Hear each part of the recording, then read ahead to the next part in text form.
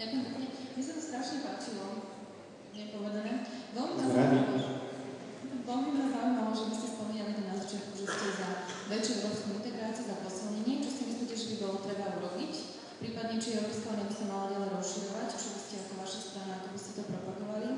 A súhlasím s vami, že mladí ľudia nie sú dostatočne podporovaní, ale myslíte si naozaj, že keď sa urobí jednotný dôchodkový, nejaká jednotná úroveň dôchodku, že automaticky mladí ľudia budú zamestnávaní? Lebo ja by som skôr povedala, že keď takto o tom hovoríme, tak by sme to mali stanoviť, že povinne ľudia musia ísť do dôchodku a uvoľniť pracovné miesto, keď o tom hovoríme takto.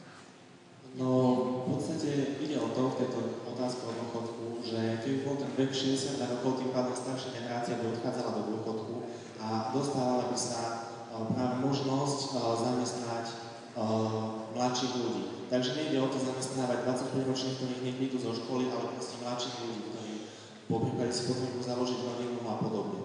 Takže išlo by o to. Takže chceli by sme to spraviť spôsobom, že by sme spojili celú Európu, v podstate to, čo sa deje, začleňovanie štátov do Európskej únie, a chceli by sme niečo ako teda spoločnú menu Európu, aby bola zavedená, a tým pádom si myslím, že by to pomohlo riešeniu rôznych aj sporov a podobne, keďže by sme celá Európa mali spoločnú menu. A vlastne to je asi všetko. Tak začleňovanie nových členských štátov si myslím, že by mohlo prebehnúť už čo najskôr preto, lebo neviem, niektoré štáty sa tomu bránia alebo nechcú prijať euro tak skoro, ale myslím si, že aj teraz, čo sme mali krízu, no tak Slovensko to zo začiatku necítilo až tak napríklad ako Maďarsko. Preto, lebo Maďarsko ostalo slabá mena, my sme mali silné euro a nepocítili sme to až tak. Čiže čím skôr príde to euro do tých ostatných štátov, to bude lepšie.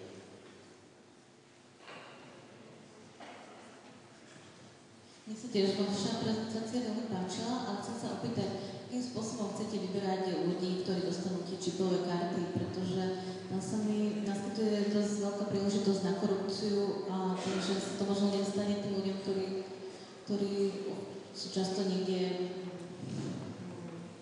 uzadí, ďaleko, od hypermarketov veľmi ďaleko, a ďalej takisto to, aby sa im nedostávali možno už potraviny, ktoré sú blízko ku koncu záruky alebo po záruke, čo môže sa podporovať možno nejaké zdravotné problémy.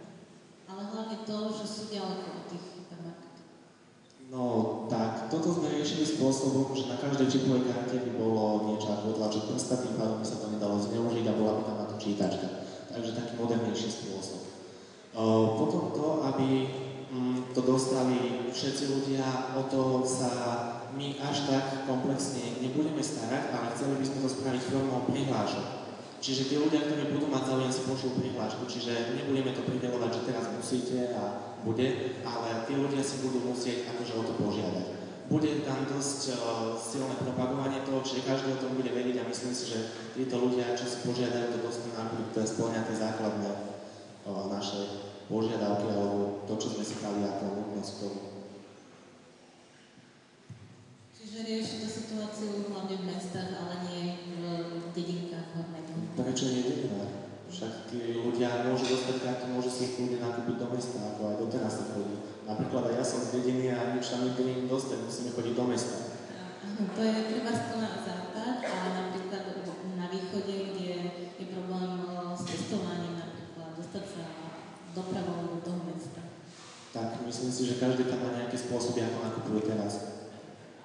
To je práve, že tých malých obchodíkov, ktoré sú... V malých obchodíkoch, a teda týmto pádom sme vlastne uvažovali, že možno, že v takýchto nedostupnejších miestach by sme založili niečo ako buď novú sieť, alebo by sme týmto poverili touto vlastne znižením DPH-čky v týchto menších obchodoch, ale iba v nami vybraných častiach, ktoré sú, ako hovoríte, odrezané od sveta, takže nejako takto. Aby som bola férová, tak sa položím aj vášmu týmu takú nepríjemnejšiu otázku. Vy ste kompenzovali nedostatok detailného záujmu o mladých ľudí vo vašom projekte oproti predchádzajúcemu, ale predchádzajúci projekt zase bol vedený takou veľmi zodpovednou starostlivosťou o dostatok zdrojov, ktoré sú potrebné pre, povedzme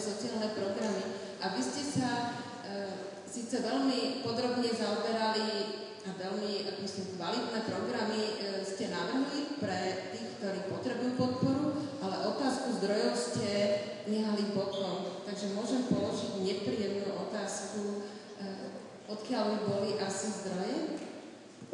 Zdroje máme rozplánované spôsobom, že ako sme mali tie 2 body, tak podporujeme tých mladistvých a podobne by sme chceli čerpať z eurodotácií.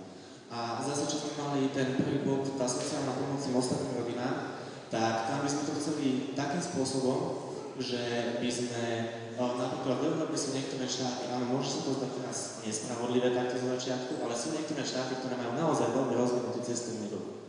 A majú z toho každoročne veľké peniaze, tak si myslím, že nejakým spôsobom, buď formou príspevkov, alebo zase zvýšeniu DPH do európskej kasy vlastne od týchto štátov a tým pádom si myslím, že by sa to dalo nejako vykompenzovať, ale hlavne teda tie eurodotácie a podobne. Čiže pre tieto štáty, neviem, asi by nechceli na to pristúpiť, ale plánujeme to takto a tiež chceme tie obnoviteľné zdroje a tým pádom zaktualizovať a tým pádom tiež to ovplyvniť. No, ja som práve, ste už povedali všetko to, čo som vlastne mala na mysli. Mne to prípada také Jana Šikovské, že chudobným brať, teda bohatým brať a chudobným dávať, ale tých chudobných je strašne veľa. Tých chudobných je na východnom Slovensku toľko, že keby ste mali rozdávať čipové karty, tak by vám došiel plast. Lebo tam proste sú rómske osady, kde býva 1000 ľudí, ktorí každý potrebuje tú čipovú kartu a kde nemajú ani ten malý obchodík dokonca, že musia častokrát kráčať niekde pol hodinu cez les, aby došli k nejakému malému obchodíku, ktorý nebude tam podporovaný tou čipovou kartou. Zase na druhej strane, čo som si všimla už aj na východe, že veľa tých malých obchodíkov bolo skúpené tým Kúp, Jednota a takéto tieto, že možno by ste to mohli aj takýmito malými, menšími sieťami riešiť. A taktiež súhlasím toto s pani kolegyňou, ktorá povedala, že je tam chýbalo takéto, že odkiaľ chcete brať zdroje peniazy. Toto si budete povedať.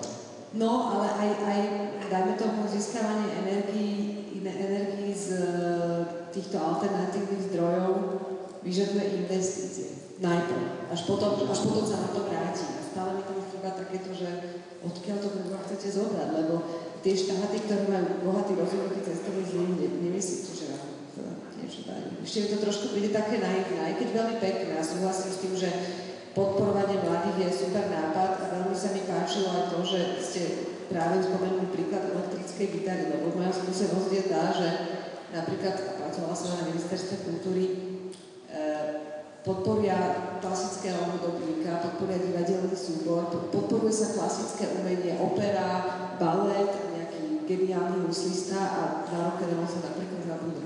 A mladí ľudia hrajú modernú hudbu väčšinou. Takže určite ste mali veľa pozitívnych nápadov a trošku to ešte doriešiť. Treba doriešiť, ale z začiatku by sme mohli v podstate vyriešiť niečo ako štátnu zbierku, viaceré štáty príspevy a začalo by sa s tými energiami. Čiže taký by to mohol mať začiatok.